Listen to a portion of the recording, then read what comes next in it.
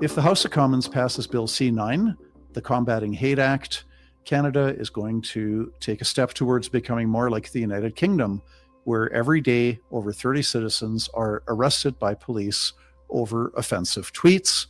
Citizens are questioned by police over political commentary. We've even had a case of parents arrested in front of their own children over a private WhatsApp message. I'm urging you to contact your member of parliament today or tomorrow or this week and ask him or her to vote against Bill C-9. Please leave a brief message, and one of our staff will get back to you as soon as possible.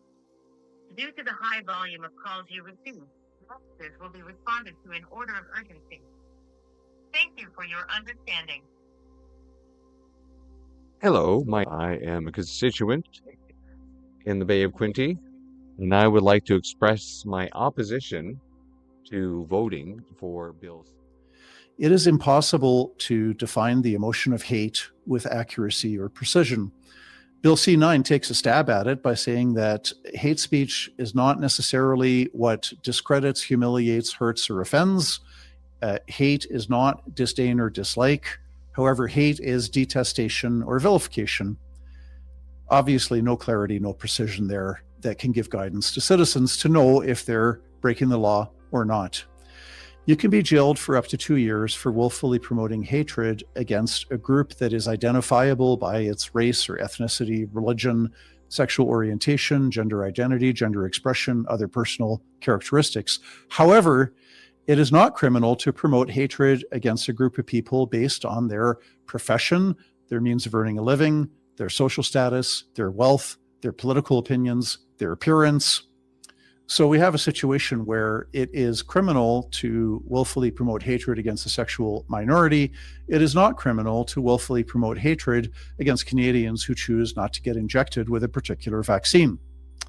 And regardless of how judges or parliament might try to define hatred, at the end of the day, it's going to be in the discretion of the individual police officers, crown prosecutors, and judges to decide what is hateful or not hateful. Bill C-9 is very political. For example, it makes it illegal to display the Nazi swastika, but it's perfectly legal to display the communist hammer and sickle, which is the banner under which tens of millions of people were murdered in the Soviet Union, China, Cambodia, and other countries. The government's own website justifies Bill C-9 on the pretext of rising anti-Semitism, Islamophobia, transphobia, and homophobia, but says absolutely nothing about the fact that dozens of Christian churches have been burned to the ground, deliberately destroyed by arson, which shows again how this is a political project. Bill C-9 is going to get rid of the current requirement that the Attorney General must consent before any prosecution for hate speech proceeds. Bill C-9 would get rid of that requirement, with the end result you're going to see a lot more Canadians being prosecuted for hate speech over what they say on Twitter. Bill C-9 also increases the maximum penalties if someone who is convicted, if the judge feels that hate was a motivating factor in the crime, the jail time can increase from 2 years to 5 years, 5 years to 10 years, 10 years to 14 years, and 14 years to life in prison. Bear in mind that judges currently already have the power under Criminal Code Section 718 to increase punishment if the judge feels that a crime was motivated by hatred.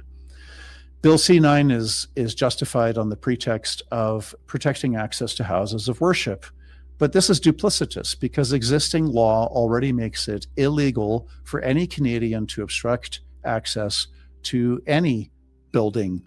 That's already a criminal code offense. So to say that we need a new law to protect access to houses of worship is just not true.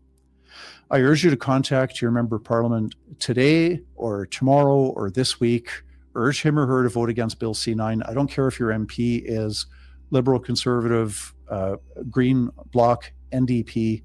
Contact your member of parliament today if you want to preserve free speech in Canada and see us not becoming like the United Kingdom.